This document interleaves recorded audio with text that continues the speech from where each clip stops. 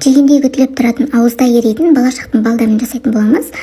Ұнға қопсытқыш сары майымызды салып, крошка жасайтын боламыз. Жұмыртқамызға 100 грамм қантымызды салып, қант ерігенше араластырыңыздар, немесе кішкене қойыңыздар. Содан кейін барып ұнды массамызға салып, жұмсақ қамыр илейміз. Иленген қамырымызды кішкене тындырып қойыңыздар да 6 грамм мен 8 грамм аралығында шарик жасаңыздар. Егер таразы болмаса, шай қасықты толтырмай жарты қылып алсаңыздар, міне сол 6 немесе 8 грамм аралығында шығатын болады. Орешкеге саларда бірінші кішкене майлаңыздар, қалғандарын майламай жасасаңыздар болады. Орешкенің шетін осылай тазалап аламыз, ал тазаланған қалдығын тастамаңыздар, оны біз ішіне массаға араластырып салатын боламыз. Бульонканы сіздер сапалы түрін алыңыздар. Мен дүкенде барын ғана алдым. Сапалы түрі кішкене қою болады, мұздатқышқа салуды қажет етпейді. Сондықтан алатын кезде сапасына мән берсеңіздер екен.